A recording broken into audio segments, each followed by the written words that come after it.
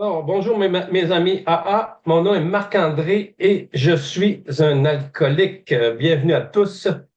Alors aujourd'hui, on va voir le chapitre de la première étape dans le gros livre des alcooliques anonymes qui s'intitule au chapitre 3, Autres données sur l'alcoolisme. Euh, on a vu la semaine dernière, dans le chapitre 2, il y a une solution. On a vu que à la page 20, quand on dit ce qu'il y a d'extraordinaire pour chacun de nous, c'est que nous avons découvert une solution commune.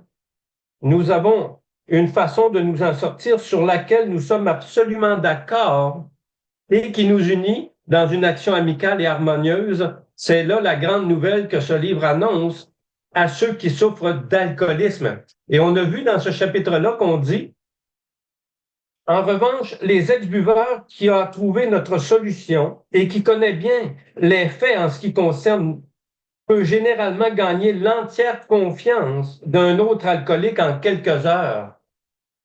Tant qu'il n'y a pas cette compréhension mutuelle, rien ou presque rien ne peut être accompli.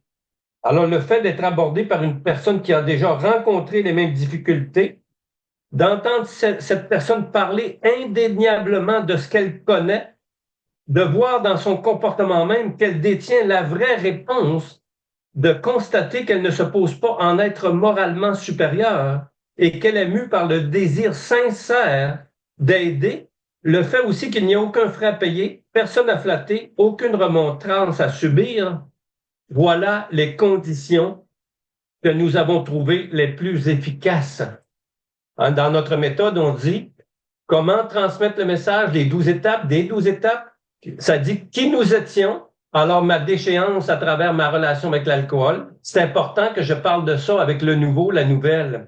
Me décrire avec, décrire ma relation avec l'alcool, ma déchéance, pour que le nouveau, la nouvelle, soit capable de s'identifier à travers ma propre expérience. Et ensuite, l'amener à réfléchir sur l'opinion du médecin. Qu'est-ce que c'est la maladie de l'alcoolisme au juste? C'est quoi? À quoi ça consiste la maladie? Alors, la première référence qu'on peut apporter au nouveau aux nouvelles, c'est de l'amener vers l'opinion du médecin qui décrit très bien c'est quoi la maladie et ensuite lui donner, après qu'on ait donné ces informations-là au nouveau aux nouvelles, ben, on pourra inclure l'aspect spirituel, le programme de rétablissement tout de suite après. Alors, on dit, alors maintenant, c'est ce qu'on retrouve un peu dans le chapitre Il y a une solution. Maintenant, on va aller voir le chapitre de la première étape qui dit, on dit à la page 34, la plupart d'entre nous avons été réticents à admettre que nous étions de véritables alcooliques. Personne ne trouve agréable de penser que mentalement et physiquement, on est différent des autres. Hein, on sait que Bill, notre cofondateur Bill, nous met en garde de ne pas négliger l'aspect physique de la maladie. Parce que si un alcoolique se rétablit mentalement et émotivement, s'il oublie qu'il est atteint de l'allergie physique, après qu'il va aller mieux, là, il va se vendre l'idée qu'il peut aller boire. Et c'est là l'erreur. C'est une erreur qui a souvent amené des alcooliques à mourir, à retourner à la bouteille, et on le dit dans notre programme, retourner à la bouteille, boire pour un alcoolique, c'est mourir. Alors, on ne peut pas négliger l'aspect physique de la maladie. Ensuite, toujours à la page 34, chapitre 3, personne, on dit, il n'est donc pas étonnant que nos vies de buveurs aient été marquées par d'innombrables et inutiles tentatives pour prouver que nous pouvions boire comme tout le monde. La grande obsession, l'obsession mentale, quand le docteur Siloak nous dit l'allergie physique, doublée d'une obsession mentale. La grande obsession de tout buveur anormal est qu'un jour, il ne sait trop comment, il parviendra à se contrôler et à prendre plaisir à boire. Il est renversant de constater à quel point cette illusion peut persister. Nombreux sont ceux qui s'y accrochent jusqu'aux portes de la folie ou de la mort. Quand Bill parle dans son histoire, il y en a qui n'auront plus la capacité de lutter. Ils vont faire le sacrifice suprême. Ils n'ont pas la capacité de lutter, c'est trop fort, c'est trop lourd pour leur capacité humaine. ils vont s'enlever la vie. Sûrement que vous avez rencontré des personnes qui vous étaient chères. Moi, j'en ai rencontré autant dans AA qu'en dehors des alcooliques anonymes. Beaucoup de personnes ont fait le sacrifice suprême. Ils étaient incapables de prendre le programme de rétablissement, de s'engager. Ensuite, on dit, nous avons appris à accepter jusqu'au plus profond de notre être que nous étions alcooliques. C'est la première étape vers le rétablissement. Toute illusion que nous sommes comme les autres ou qu'un jour nous le deviendrons doit être dissipée. Alors, si aujourd'hui tu admets que tu es un alcoolique, si tu es vraiment sincère envers toi-même, quel est le remède contre l'alcool? Le docteur Silwak nous le dit précisément. Le seul remède que nous pouvons vous conseiller est une abstinence totale. Alors, Marc-André, quand il admet qu'il est un alcoolique, qui est impuissant devant l'alcool, doit prendre son remède chaque jour. Et le seul remède contre l'alcool, c'est de ne pas prendre mon premier verre. Et je vais passer un autre 24 heures dans l'abstinence. Ça, c'est contre l'alcool. Mais on sait qu'on va parler du reste, là. Alors, toujours à la page 34 dans le 12-12, nous, les alcooliques, sommes des hommes et des femmes qui avons perdu la faculté de maîtriser notre consommation d'alcool. Nous savons que jamais un alcoolique véritable ne retrouve cette maîtrise. Hein, si on va à la page 24 dans le 12-12, page 24, qu'est-ce qu'on dit?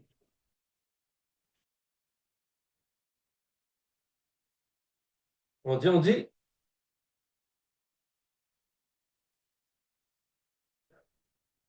maintenant, on nous disait que face à l'alcool, la confiance en soi ne valait absolument rien. En fait, c'était un désavantage.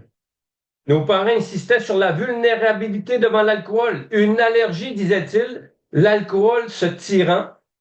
Nous étions affligés non seulement d'une folle obsession qui nous condamnait à continuer à boire, mais aussi d'une allergie physique qui finirait certainement par nous détruire en même temps. Alors, c'est important de connaître la maladie dans ses deux facettes. Ensuite, on dit, nous avons tous eu, à un moment donné, l'impression de nous ressaisir, mais ces sursis généralement courts étaient suivis d'un manque de contrôle encore plus grand qui menait éventuellement à un découragement pitoyable et incompréhensible. Nous sommes tous convaincus que les alcooliques de notre catégorie sont aux prises avec une maladie progressive. À la longue, notre condition va sans cesse en s'aggravant. Elle ne s'améliore jamais. Et si on va voir la référence du docteur Silwak à la page 32 en chiffre romain dans le gros livre, qu'est-ce que le docteur Silwak nous dit?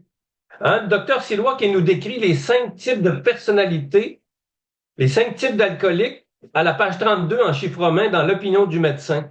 Et il nous dit là, en bas de la page, toutes ces personnes, ainsi que beaucoup d'autres, ont un symptôme en commun.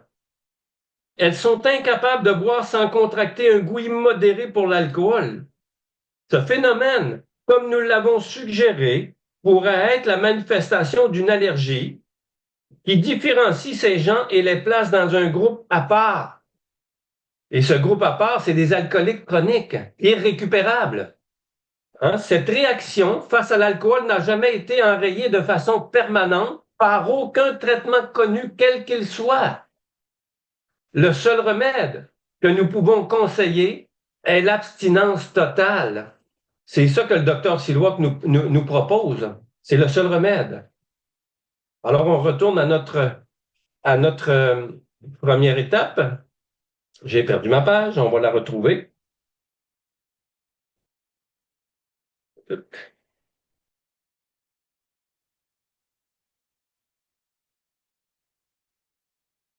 Bon, veuillez y arriver, les amis.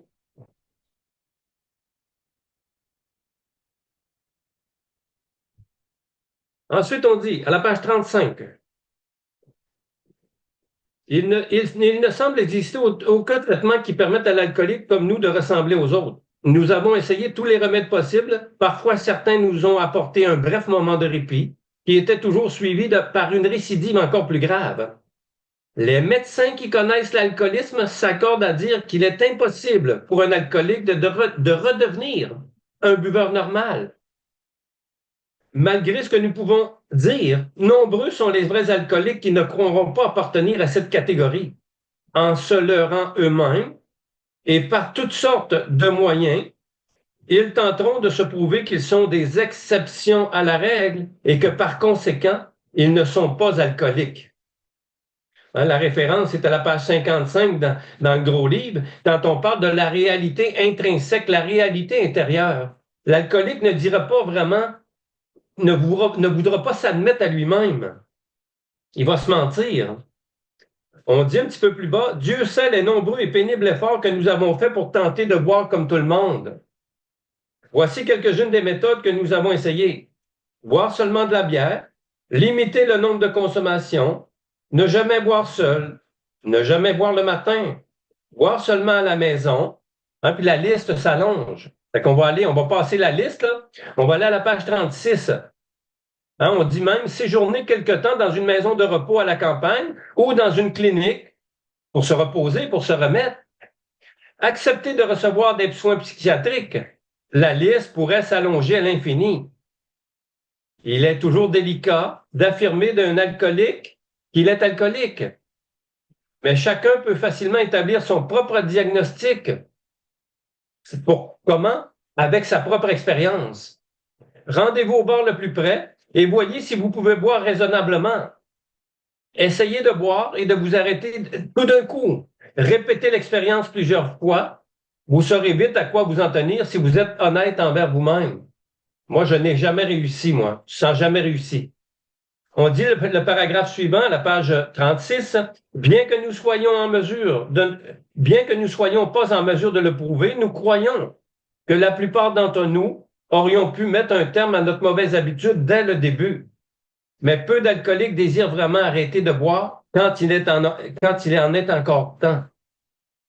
Et là, ils vont nous donner un exemple. Hein. Un homme de 30 ans faisait souvent la fête. Très nerveux le lendemain de ses beuveries, il se calmait avec encore un peu plus d'alcool. Alors, on commence à nous décrire la personnalité, la nervosité. Un alcoolique, c'est nerveux, c'est anxieux. Il désirait ardemment réussir en affaires, mais il se rendait compte qu'il n'accomplirait rien de bon tant qu'il toucherait à l'alcool. Une fois qu'il avait commencé à boire, il ne pouvait plus s'arrêter. Il a donc pris la décision de ne plus avaler une seule goutte d'alcool tant qu'il n'aurait pas réussi dans la vie et qu'il ne serait pas à la retraite. Y en a-tu ici là, qui ont essayé de réussir dans la vie? Juste réussir dans la vie. Qui n'ont jamais pensé ou réfléchi sur le but de réfléchir dans sa vie personnelle. Parce que réussir à l'extérieur, c'est une chose, mais réussir dans sa vie personnelle, c'est une autre paire de manches. La société nous enseigne à réussir à l'extérieur et non pas à l'intérieur. Ensuite, il dit, mais c'est exceptionnel. Il est demeuré totalement abstinent pendant 25 ans et il a pris sa retraite à 55 ans après une carrière fructueuse et heureuse dans le monde des affaires. Il a commis l'erreur de croire, comme presque tous les alcooliques, qu'en raison de sa longue abstinence et compte tenu de sa discipline personnelle, il pouvait boire comme les autres. Il a donc mis ses pantoufles et ouvert une bouteille. 2 mois plus tard, il se présentait à l'hôpital, confus et humilié. 2 mois après, les amis. 2 mois après avoir repris son premier verre, après 25 ans d'abstinence, il est retombé aussi bas qu'il était 25 ans auparavant. Pendant quelque temps, il a fait des efforts pour contrôler sa consommation, mais au cours de cette période, il est retourné plusieurs fois à l'hôpital. Puis, prenant son courage à 2 mains, il a tenté de cesser de boire complètement pour découvrir qu'il en était incapable. Si tu es ici aujourd'hui et si tu essaies d'arrêter par tes propres moyens, c'est peine perdue. Je te le dis, là, par expérience, c'est peine perdue. Dans mon cas, c'était peine perdue. Tout le monde ici, là, je pense qu'il est en mesure de voir qu'il y a des personnes qui leur ont tendu la main, qui ont essayé de leur faire réfléchir sur la consommation, sur ce qui n'allait pas, mais sans jamais fonctionner. Moi, ça a fonctionné lorsque j'ai rencontré les alcooliques anonymes avec l'expérience spirituelle. Ne regardant pas à la dépense, il a pris tous les moyens possibles pour régler son problème, mais toutes ses tentatives ont échoué. Bien que robuste au moment de sa retraite, notre homme a dépéri si rapidement qu'il est mort 4 ans plus tard. Il y a dans ce récit une importante leçon. La plupart d'entre nous ont cru qu'en ne buvant pas pendant une bonne période, nous pourrions ensuite boire normalement. Pourtant, cet homme à 55 ans a découvert qu'il était exactement au même point qu'à 30 ans. Ainsi donc, l'énoncé « alcoolique un jour, alcoolique toujours » se vérifie-t-il constamment? Lorsqu'après une période d'abstinence, nous retouchons à l'alcool, nous retombons en peu de temps aussi bas qu'avant. Si nous voulons renoncer à boire, nous devons le faire sans aucune réserve, sans caresser l'espoir subtil d'être un jour immunisé contre l'alcool. Ensuite, on nous parle des jeunes. Les jeunes peuvent trouver un encouragement dans l'expérience vécue par cet homme en pensant que, comme lui, ils peuvent cesser de boire par la force de leur volonté. Nous croyons que peu d'entre eux peuvent réussir car ils ne le désirent pas assez ardemment. Il est peu probable que l'un d'eux puisse s'en sortir à cause de la déformation de l'esprit, les amis. Ça nous amène, nous, ça, quand on parle de déformation de l'esprit, ça nous amène à la fin de la 4e étape expliquée dans le 12-12. On dit ce sont nos défauts de caractère qui nous ont piégés et conduits à l'alcoolisme et au malheur. La 2e partie de la maladie, la déformation de l'esprit de l'alcoolique. On va voir un peu plus loin le tempérament. Ensuite, on dit, il n'est pas nécessaire d'avoir bu longtemps, ni d'avoir absorbé les mêmes quantités d'alcool que nous pour être gravement affectés. Ça nous amène où? Ça nous amène à voir que même si tu bois une 24, celui qui boit une 24 de bière, puis qui est capable de se tenir debout, ou celui qui prend une petite bière à chaque soir à même heure, c'est l'effet de l'alcool qui se produit chez la personne. C'est pas la quantité. C'est Dr. Silwak le confirme. Hommes et femmes boivent essentiellement parce qu'ils aiment l'effet produit par l'alcool, cet effet d'évasion, d'illusion. Alors, la personne qui prend une bière et l'autre qui en prend 12 ou 24 peut avoir le même effet de destruction sur l'alcoolique. C'est pas une question de quantité. C'est la personne qui décide, qui se rend compte qu'elle a un problème avec l'alcool, pas avec la quantité d'alcool, avec le produit. Alors, c'est ça d'admettre que je suis un alcoolique. Pas regarder la quantité que je bois, mais qu'est-ce que l'alcool fait sur moi? Qu'est-ce qu'elle me procure? On dit,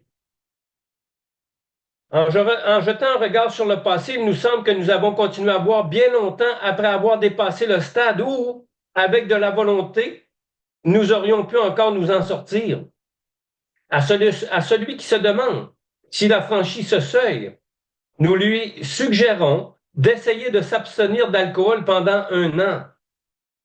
Il y en a-tu ici qui ont essayé ça avant de connaître Hall, d'essayer pendant 1 an, se donner un défi? Il y en a-tu qui ont réussi? Moi, j'ai jamais pensé à dire, je vais arrêter pendant 1 an. Ça m'est jamais fleuré l'esprit. J'ai jamais essayé ça. J'ai pas été assez intelligent pour ça, moi. Il dit, s'il est véritablement alcoolique et que si son alcoolisme est très avancé, il a peu de chances de réussir. Ensuite, on dit au début, il nous est arrivé de ne pas boire pendant 1 année ou plus pour devenir plus tard de solides buveurs. Hein, beaucoup d'alcooliques aussi qui viennent d'en haut nous racontent ça, là, qui ont arrêté par eux-mêmes, sans AA, et que quand ils rencontrent Alcooliques Anonymes, là, ils viennent nous dire leur déchéance sans Alcooliques Anonymes. Ils ont arrêté la bouteille, mais ils sont malheureux, ils sont tristes. Ils ont encore le tempérament alcoolique sans boire. Ensuite, on dit, pour devenir plus tard de solides buveurs, même si vous êtes capable de ne plus boire pendant une très longue période, vous pouvez être un alcoolique en puissance. Parmi ceux que ce livre intéresse, nous sommes persuadés qu'il y en a peu qui réussiront à ne pas toucher à l'alcool pendant 1 an. Certains seront déjà ivres le lendemain du jour où ils auront pris leur résolution.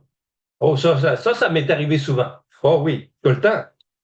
Hein, on me disait, Marc-André, c'est une promesse d'ivrogne. Ça me fâchait un petit peu, ça me mettait en colère. La plupart s'enivreront après quelques semaines. Ensuite, on dit, ceux qui sont incapables de boire avec modération se demandent bien comment ils pourraient cesser complètement. Nous tenons pour acquis, bien sûr, que le lecteur souhaite renoncer à boire. Pour savoir si quelqu'un peut s'en sortir sans une aide spirituelle, il faut aussi savoir jusqu'à quel point il a déjà perdu la capacité de choisir s'il va continuer ou non de boire. Nous étions nombreux à croire que nous avions une grande force de caractère. Nous sentions la nécessité absolue de renoncer à l'alcool pour toujours, et pourtant, cela nous a été impossible. L'alcoolisme, nous le savons aujourd'hui, a cette particularité déroutante. L'incapacité totale pour le malade de ne plus boire, aussi grand que soit le désir et la nécessité d'y parvenir.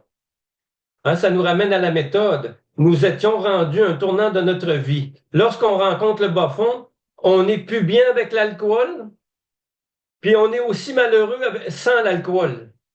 Alors, on est pogné entre deux feux, là. On est rendu au tournant de notre vie, là. Il faut qu'il se passe quelque chose. L'alcool, je suis plus capable parce que ça fait plus effet. Et sans l'alcool, je suis malheureux, je suis triste, je veux mourir. Alors, on est rendu dans le bas fond. C'est ça qu'on appelle le bas fond. Alors, que devons-nous faire pour aider nos lecteurs à déterminer par eux-mêmes, dans leur propre intérêt, s'ils sont des nôtres? Essayer de renoncer à l'alcool pendant un certain temps est utile. Cependant, nous croyons avoir un meilleur moyen d'aider ceux qui souffrent d'alcoolisme et peut-être aussi le milieu médical. C'est pourquoi nous allons décrire quelques-uns des états d'esprit qui précèdent une rechute, car il est évident que c'est là le cœur du problème. Alors, tous ceux qui ont rechuté ici, là, seront en mesure de confirmer ce qui est écrit dans le gros livre. Parce que même moi, qui n'ai pas rechuté après avoir rencontré AA, je me reconnais dans toutes mes rechutes avant de connaître AA. Parce que j'ai essayé là, par moment de dire c'est assez, je suis plus capable. Mais je retournais toujours à la bouteille. Alors, j'ai reconnu mon état d'esprit avant de connaître AA. Que j'avais de la bonne volonté, là, mais l'obsession, le besoin de boire insatiable était trop fort encore. Je ne savais pas c'était quoi le mécanisme de mon esprit qui m'amenait à boire. Alors on dit, hein, c'est pourquoi on va, car il est évident que c'est là le cœur du problème, dans la tête de l'alcoolique. Que se passe-t-il dans la tête d'un alcoolique qui répète chaque fois l'expérience désespérée du premier verre? Les amis qui avaient tenté de ramener l'alcoolique à la raison après une cuite, qui avaient failli lui coûter un divorce ou une faillite, sont toujours déconcertés de le voir reprendre le chemin du bar. Pourquoi le fait-il? À quoi pense-t-il? Et là, on va nous donner des exemples. Hein? On a vu le premier, là, un homme de 30 ans, tout va bien, il est heureux, mais il retourne à la bouteille. Et on va découvrir pourquoi. Notre premier exemple, appelons-le Jim. Il dit, c'est un homme intelligent, mais enclin à la nervosité, a un trait de personnalité. Il n'a pas bu avant 35 ans. Au bout de quelques années, son excès d'alcool l'ont rendu si violent qu'on a dû l'interner. À sa sortie de la clinique, il a pris contact avec nous. Nous lui avons fait part de ce que nous savions sur l'alcoolisme et la solution que nous avions trouvée. Alors, c'est important. Qu'est-ce qu'ils viennent nous dire là dans deux petites phrases? Là? Ils sont en train de nous dire là, qu'est-ce qui est écrit dans la méthode? Notre description de l'alcoolique. Alors, quand on va vers un nouveau nouvelle, je dois l'informer. Je dois lui donner de l'information sur c'est quoi la maladie, c'est quoi la personnalité alcoolique pour entreprendre le programme. Et où on trouve ça?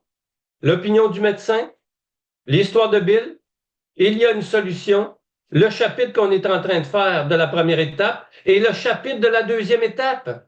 Parce qu'on décrit la personnalité alcoolique à travers ça. Et ensuite, on va entreprendre le programme pour se rétablir, pour rétablir ce qui ne va pas dans la tête de l'alcoolique. Parce que si je ne rétablis pas ce qui ne va pas dans ma tête, la bouteille est toujours proche. La pensée de boire est encore là. La mentalité alcoolique est encore là. Et comment je rétablis la mentalité? Quatrième, à la 9e étape, le ménage de l'esprit de Marc-André. Il doit faire le ménage pour arrêter de penser comme un alcoolique. Ensuite, on dit, il dit là, à la page 15, là, Bill, il nous l'explique dans son histoire à la page 15. Il dit, tout s'est bien passé pendant un certain temps, mais, attention, mais, il n'a rien fait pour enrichir sa vie spirituelle. Alors, l'alcoolique, qui se déclare alcoolique chronique, s'il néglige l'aspect physique, l'aspect spirituel de la maladie, là, il est en danger. Il est constamment en danger parce qu'il est toujours dans sa mentalité. Et la référence est à la page 17, dans le gros livre. Ensuite, à son grand étonnement, il s'est enivré 6 fois en peu de temps. Après chacune de ses rechutes, nous lui avons prêté assistance en essayant de comprendre avec lui ce qu'il s'était passé. Il a reconnu qu'il était réellement alcoolique et que son état était sérieux. Alors, la reconnaissance, c'est l'admission de sa première étape. Il a admis maintenant qu'il était vraiment un alcoolique. Ensuite, là, il nous dit un peu plus bas, « Je me suis présenté au travail le mardi matin. Je me souviens que j'étais irrité. » Y en a-tu ici qui connaissent ça, l'irritation, la frustration? Irrité à l'idée de n'être qu'un vendeur dans un commerce qui m'avait déjà appartenu. Alors là, on détecte juste dans ces propos-là l'apitoiement et le ressentiment. Il s'apitoie sur son sort, le petit Jim, là. Il s'apitoie parce que c'était sa business, c'était son bébé. Et puis là, il a tout perdu ça à cause de l'alcool. Puis là, il s'apitoie sur son sort. Et l'effet de s'apitoyer, qui est un ressentiment envers lui-même, parce qu'il se déteste, il en vient à détester les autres. Un autre sentiment. Alors, je me déteste tellement, je m'apitoie tellement sur mon sort que ça va m'amener à détester les autres. Alors, l'apitoiement, c'est un ressentiment dirigé vers soi-même. C'est pour ça que Bill nous décrit, quand Bill nous dit, l'égoïsme et l'égocentrisme, croyons-nous, sont la source de tous nos problèmes. L'égoïsme, Bill nous dit que c'est le ressentiment. Et l'égocentrisme, c'est l'apitoiement. C'est les deux extrêmes de l'alcoolique et la plupart des alcooliques se promènent là-dedans. Et quand on sait que on décrit l'alcoolique comme un être puéril, enfantin et hypersensible au-delà du raisonnable. Y a-tu des adultes ici qui se reconnaissent? Faites-moi un petit sourire, là. Il y en a quelques-unes. Il y en a qui sourient plus que d'autres. OK, je ne dirai pas c'est qui, mais il y en a. Votre sourire me fait sourire. Ah, c'est bon signe. Ensuite, on dit, oui, j'étais irrité à l'idée de n'être qu'un vendeur dans un commerce qui m'avait déjà appartenu. J'ai eu une petite dispute avec le patron. Un alcoolique, une petite dispute, là. Mais rien de sérieux. Ensuite, j'ai décidé d'aller rencontrer un de mes clients qui habitait à la campagne et qui était peut-être intéressé par l'achat d'une voiture. Chemin faisant, comme j'avais faim, je me suis arrêté dans un restaurant où il y avait un bar. Je n'avais nullement l'intention de boire. Je voulais simplement manger un sandwich. Soudain, un peu plus bas, là, soudain, j'ai pensé que je pourrais ajouter un once de whisky à mon lait, que ça ne pourrait me faire de tort puisque j'avais l'estomac plein. J'ai commandé un whisky, je l'ai versé dans mon verre de lait. Je sentais vaguement que je n'agissais pas très intelligemment. Mais je me suis rassuré en me disant que le whisky aurait peu d'effet dans un estomac bien rempli.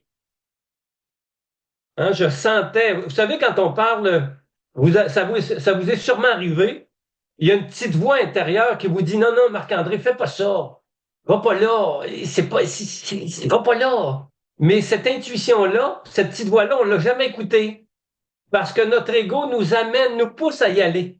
Ah non, c'est bon pour moi, je suis convaincu. Non, je le sais, moi, je suis capable de gérer ça, puis je suis capable, moi. Alors, j'ai jamais écouté, que ce soit au niveau de l'alcool, que ce soit au niveau des relations, que ce soit au niveau du travail, que ce soit au niveau de la famille, on n'a jamais écouté cette petite voix-là. C'était la volonté déchaînée qui prenait toujours le dessus. Alors que quand on se rétablit à travers le programme, on dit quoi? Qu'est-ce que Bill nous a dit? Notre intuition, nous dictera notre conduite qui dans des situations auparavant nous déroutait. C'est notre intuition spirituelle qui est présente parce que j'ai fait le ménage de mon esprit. Je n'ai plus de débris de mon passé qui viennent obstruer ma réflexion sur le moment, sur la situation ou sur la personne. Alors, on le dit là, je sentais vaguement que je n'agissais pas très intelligemment, mais je me suis rassuré en me disant que le whisky aurait peu d'effet dans un estomac bien rempli. L'expérience se passa si bien que j'ai commandé un autre whisky. Toujours avec un verre de lait, bien sûr. Comme je ne me sentais pas plus mal, j'ai continué. Pourquoi il a continué? Parce que c'est l'allergie physique. Le premier verre déclenche une soif insatiable. Le docteur Siloak nous le dit. C'est pas parce qu'il n'y a pas de bonne volonté. C'est parce que l'alcool déclenche une soif insatiable, incontrôlable, un besoin maladif de boire.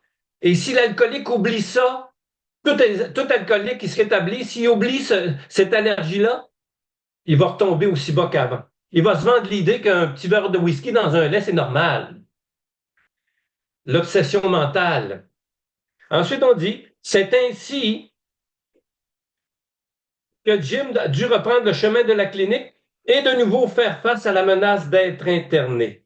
De perdre son travail et sa famille, sans compter les souffrances morales et physiques que l'alcool lui causait toujours. Il était pourtant bien renseigné sur sa condition d'alcoolique. Cependant, toutes les raisons qu'il avait de ne pas boire ont été facilement écartées au profit de l'idée insensée qu'il pouvait prendre du whisky sans danger, pourvu qu'il le mélange avec du lait.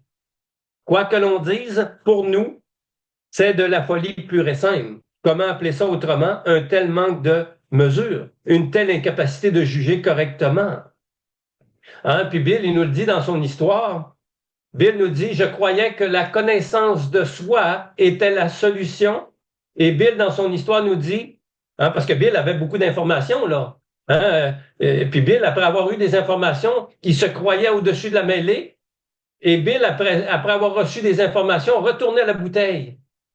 Il était convaincu qu'il ne boirait plus jamais, mais quelques temps plus tard, il est retourné à la bouteille. Et là, il s'est rendu compte que, en fin de compte, la connaissance de soi qu'il avait était devenue son handicap suprême. Le moi, sous toutes ses formes, était son handicap. Et c'est pour ça que Bill nous parle du culte du soi. Plus je cultive le moi, avec le culte du soi, le moi, c'est là le danger. Parce que le programme ne nous dit pas de se rétablir par nos propres forces. Le programme nous propose une puissance supérieure à nous-mêmes. Pour se détacher, chaque étape nous amène à se détacher du moi qui est trop puissant, qui est trop fort, la volonté déchaînée. Alors, chaque étape m'amène à coucher le moi, et je le répète souvent, moins de Marc-André, plus de ma puissance supérieure, plus de Dieu, plus de sa présence. Et si vous saviez, comment c'est bon, c'est bon, c'est la paix, la joie de vivre, c'est ça que ça donne. Ensuite, on continue. On dit, peut-être croyez-vous qu'il s'agit d'un cas extrême. Pour nous, c'est courant, car nous avons tous fait ce genre de raisonnement un jour ou l'autre. Il nous est arrivé de réfléchir plus que Jim aux conséquences. Mais il y avait toujours ce curieux phénomène mental, parallèlement à notre raisonnement sensé. Inévitablement, il nous donnait des excuses insensées et injustifiées pour prendre notre premier verre. Notre bon sens ne parvenait pas à nous retenir et la déraison prenait le dessus. Alors je perdais la maîtrise de ma vie parce que je ne réfléchissais pas assez aux conséquences. Et là, on parle de l'alcool.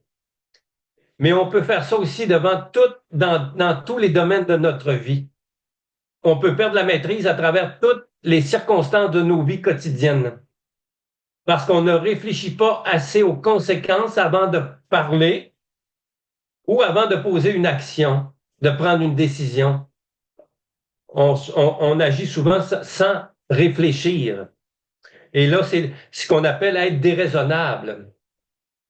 Ensuite, on dit, en certaines circonstances, nous nous sommes délibérément enivrés, nous croyant justifiés par la nervosité, la colère, l'inquiétude, la dépression, la jalousie ou un sentiment du même genre.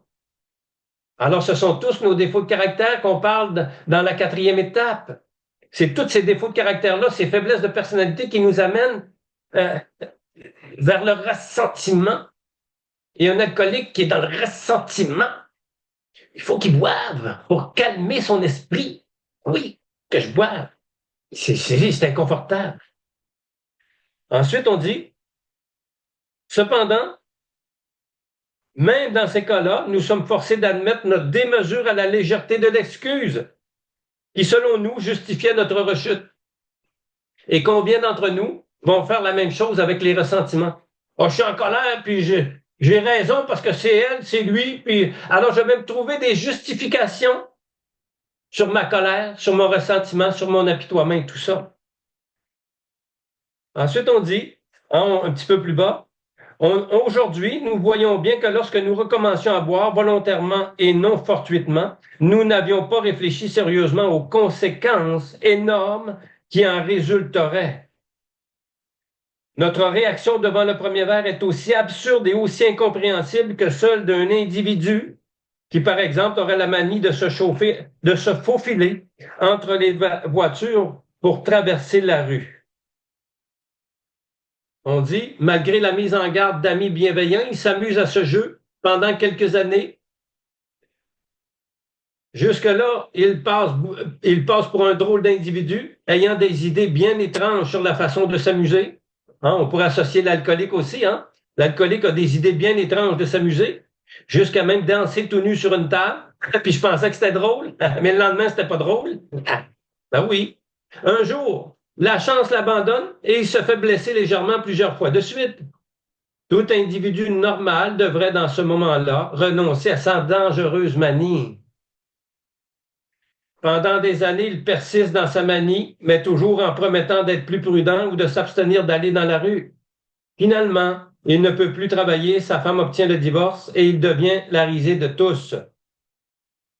Ensuite, un peu plus bas, on dit « Parce que nous sommes passés par de dures épreuves, nous sommes forcés d'admettre qu'on pourrait raconter exactement la même histoire à notre sujet en substituant l'habitude de boire à celle de se lancer dans la circulation. Ce serait tout à fait nous. Si intelligents que nous soyons, que nous ayons pu nous montrer en d'autres circonstances, nous étions frappés d'insanité dès qu'il s'agissait d'alcool. C'est dur à entendre, mais c'est la vérité, n'est-ce pas? C'est pas une question d'intelligence parce que tout le monde ici a une intelligence. Mais l'alcool détruit tout ça. On dit certains d'entre vous doivent penser, oui, ce que nous vous dites est vrai, mais ça ne s'applique pas entièrement à notre cas. Nous admettons présenter quelques-uns des symptômes, mais nous n'avons pas atteint le même extrême que vous, et il y a peu de chances que cela nous arrive, car après tout ce que vous avez dit, de telles choses ne peuvent pas se reproduire. L'alcool ne nous a pas tout fait perdre dans la vie, et nous n'avons certainement pas l'intention d'en arriver là. Et je répète que le bas fond, c'est pas une question de perdre du matériel, c'est pas une question de perdre l'argent. Oui, ça peut aider ça peut aider à atteindre un bas fond émotif et mental plus rapidement. Mais le bas fond, il est spirituel, il est émotionnel, il est mental. La perte de maîtrise de sa vie, c'est ça la pire faillite. C'est là que l'alcoolique en arrive à perdre la maîtrise de sa vie. C'est la pire faillite. Ensuite, on dit, un petit peu plus bas à la page 44, mais pour ainsi dire, tous les alcooliques, et le but aussi, le but, c'est de ne pas se comparer à l'histoire de l'autre. Souvent, les gens ont tendance à se comparer aux histoires des autres alcooliques, et c'est pas le but.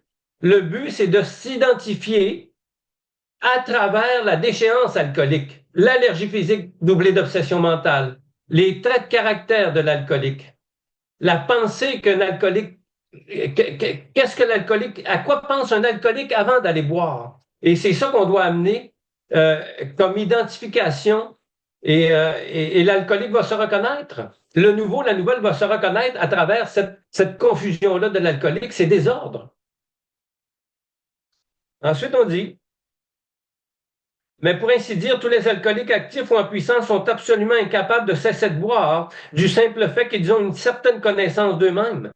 Nous voulons insister sur ce point encore et encore pour que nos lecteurs alcooliques se le mettent bien dans la tête, car nous avons découvert cette vérité au prix cruel d'expérience.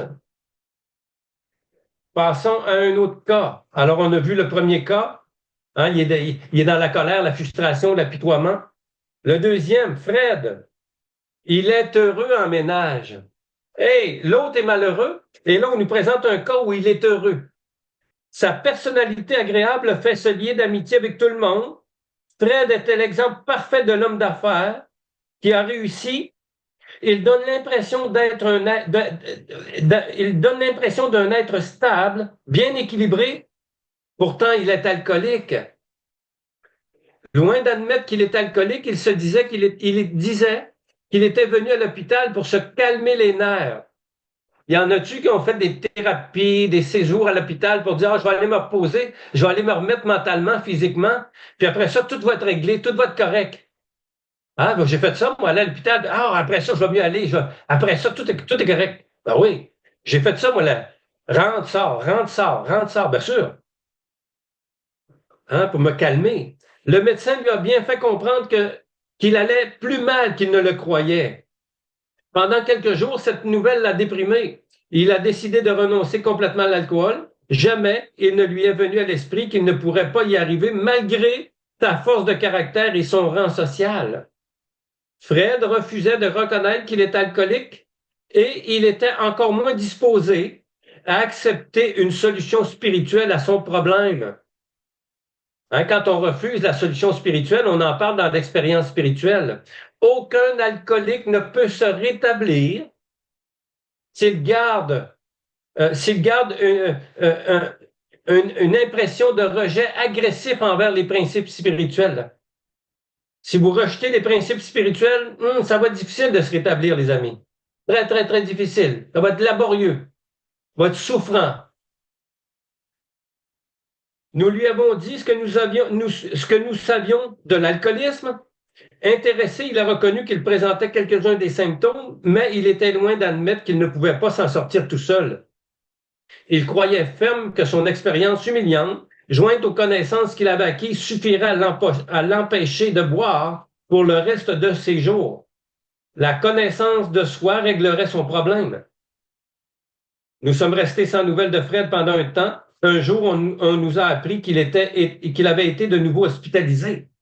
Cette fois, il était fortement ébranlé. Il n'a pas tardé à demander à nous voir.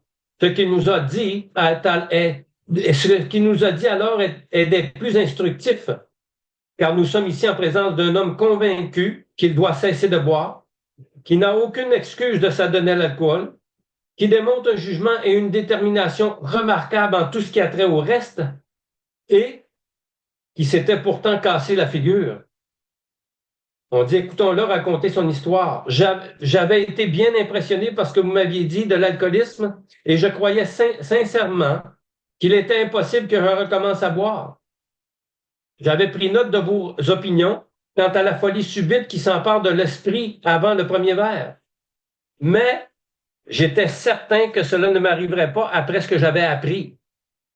Je me disais que mon cas était moins grave que le vôtre, que j'avais généralement réussi à régler mes autres problèmes personnels et que je réussirais là où vous aviez échoué.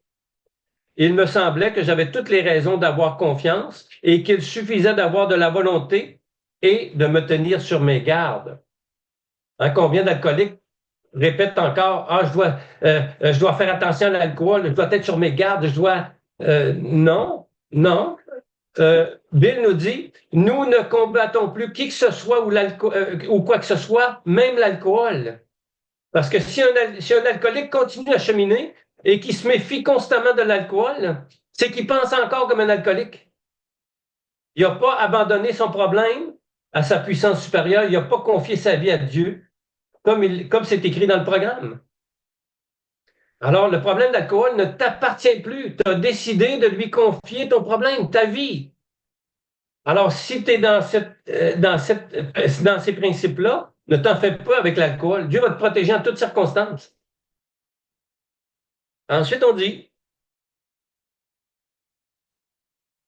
il dit, j'ai repris le travail avec ses convictions et tout s'est bien passé pendant un certain temps. Je n'avais aucune difficulté à refuser les consommations, si bien que je commençais à me demander si je n'avais pas exagéré la gravité de mon cas.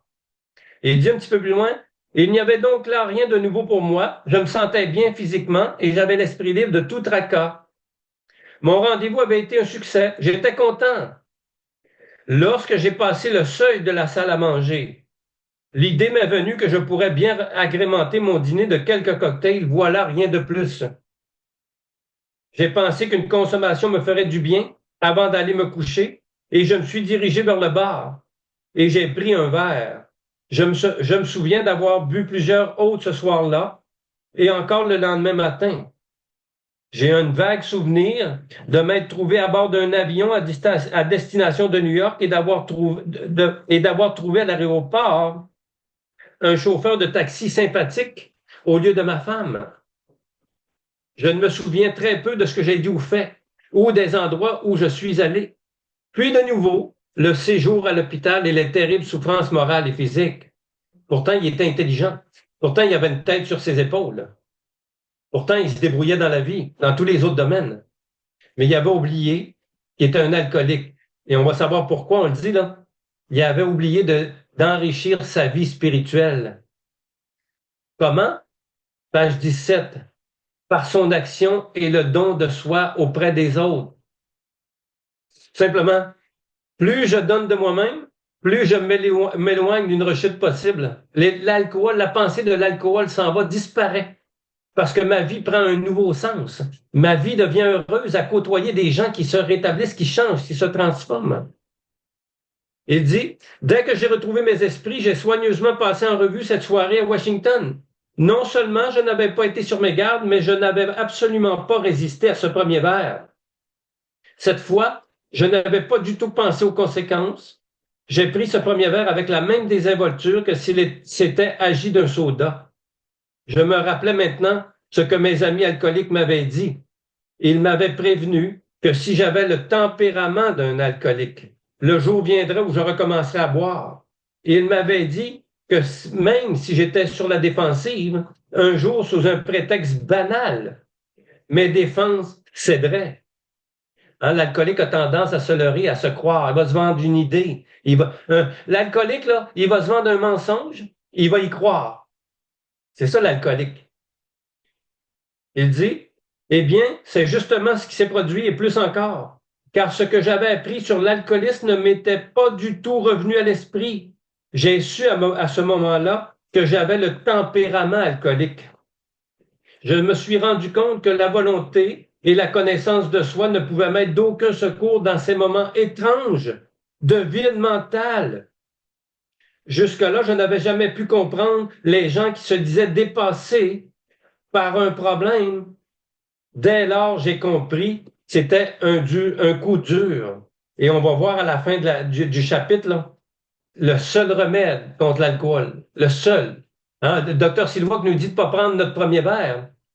Mais le seul remède pour l'esprit de l'alcoolique, pour désamorcer notre esprit malade, le tempérament alcoolique, on va le voir un petit peu plus tard. Ce ne sera pas long, on va y arriver. Là. La solution est là.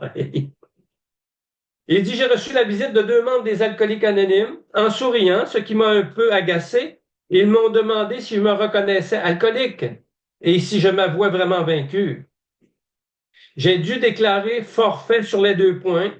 Ils m'ont présenté une foule de preuves pour me faire comprendre que le comportement alcoolique que j'avais eu à Washington était le fait d'une condition désespérée. Ils ont cité des douzaines de cas puisés à même leur propre expérience. Alors, on voit la 12e étape qu'on nous a expliquée dans le chapitre 7. Racontez-lui ce qui vous est arrivé. Racontez-lui là, cette étrange vide mentale. Racontez-lui votre état d'esprit d'alcoolique. C'est ça qu'on doit pour que le nouveau, la nouvelle, soit capable de s'identifier. Je dois lui parler de mes expériences alcooliques. Ils ont cité des douzaines de cas, puisaient même leur propre expérience. Cette démonstration a achevé d'éteindre la faible lueur d'espoir que j'avais de m'en sortir tout seul. Puis ils m'ont exposé la solution spirituelle et le programme d'action qui avait réussi à une centaine d'entre eux.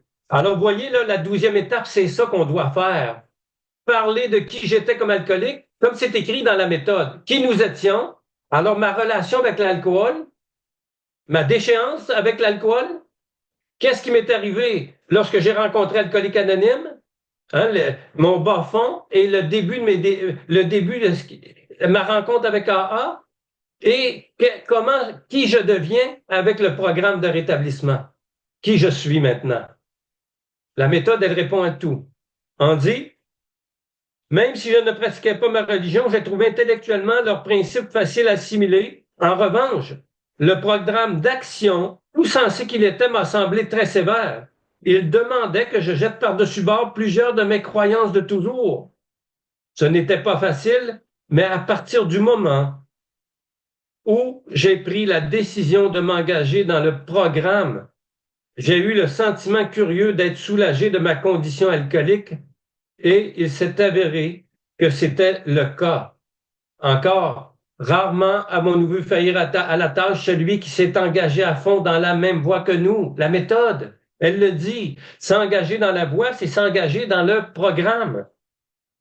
Tout aussi importante fut la découverte des principes spirituels comme solution à tous mes problèmes. Je répète là, à tous mes problèmes, et je rajoute, même mes problèmes psychiatriques, même mes problèmes familiaux, même mes problèmes physiques de santé, la solution à tous mes problèmes. Pourquoi? Parce qu'on sait que le problème, c'est l'esprit de l'alcoolique qui est incapable de s'adapter à toutes sortes de situations au niveau dans tous les domaines de notre vie. Notre incapacité à réagir sainement et à penser sainement. Alors que le programme va nous amener des idées claires et on va être en mesure de réagir et d'agir de la meilleure façon possible selon la volonté de Dieu à notre égard. Tout simplement. Alors, c'est la solution à tous mes problèmes. Et je peux vous le confirmer, là. Moi, là, j'ai vécu on m'a diagnostiqué tout ce que tu peux comme psychiatrique, là. Moi, là, j'étais le plus fou des fous, là. J'ai rendu des psychiatres malades. Ben oui, des psychiatres sont devenus malades en me côtoyant, les amis. Oui, je les ai rendus malades, là. Ils ont dû consulter un autre psychiatre après. C'est fou, là. Des gars désespérés comme moi, là, ça existe, là. Et Dieu m'a rétabli de tous ces problèmes-là, de tous ces diagnostics-là. Parce que j'y ai cru. Et j'ai mis en application. Ensuite, on dit, depuis, j'ai été amené à vivre selon un mode de vie infiniment plus satisfaisant et, je l'espère, plus utile que celui d'autrefois. Mon ancienne façon de vivre n'était certainement pas mauvaise en soi, mais je n'échangerai certes pas les meilleurs instants d'autrefois contre les pires de ma vie d'aujourd'hui. Je n'y retournerai pas, même si je le pouvais. Le témoignage de Fred se passe de commentaires. La plupart des alcooliques attendent d'être gravement meurtris avant de vraiment faire quelque chose pour régler leurs problèmes. De nombreux médecins et psychiatres partagent nos idées. L'un d'entre eux, qui est attaché à un hôpital mondialement reconnu, déclarait récemment à quelqu'un d'un autre, Dr. Silwark, à mon avis, vous avez raison lorsque vous dites qu'un alcoolique moyen est atteint d'un mal généralement incurable. Quant à vous deux dont j'ai entendu l'histoire, il ne fait aucun doute dans mon esprit que vous ne vous en seriez jamais sortis sans aide divine. Si vous aviez demandé à être traité dans mon hôpital, je ne vous aurais jamais admis si j'en avais été capable. Quand je vous dis que Marc-André a rendu des psychiatres malades, c'est la confirmation. Là. Ben oui. Même le psychiatre admet son incapacité de soigner ces patients-là. Les malades comme vous sont trop désespérants. Je ne suis pas très religieux, mais j'ai un profond respect pour l'approche spirituelle dans des cas comme le vôtre. La plupart du temps, il n'y a à vrai dire aucune autre solution. Nous le rappelons encore une fois. Alors regardez, tantôt on nous disait que le seul remède contre l'alcool, c'est l'abstinence totale, Dr. Silwark. Maintenant, le seul remède contre l'obsession de l'alcool, et ça c'est important, parce que si je ne sers pas du remède, de la solution, la mentalité, l'obsession peut revenir à tout moment. Nous le rappelons encore une fois, il y a des moments où l'alcoolique se trouve mentalement démuni devant le premier verre. Sauf de rares exceptions, ni lui, alors ni Marc-André, ni aucun être humain, ça veut dire ni sa mère, ni le psychiatre, ni le psychologue, ni mon avocat ne peut lui fournir le moyen de se défendre. Le secours doit lui venir d'une puissance supérieure. Pour désamorcer mon obsession, je dois pas compter sur un autre être humain, là. Je dois pas compter sur quelqu'un qui va me répondre au téléphone. Non, parce que les gens sont pas toujours accessibles, là. Lorsque cette pensée-là revient dans mon esprit, je dois désamorcer avec ma puissance supérieure, tout simplement. Et c'est la puissance supérieure qui me libère de l'obsession. Aucun être humain n'a ce pouvoir-là.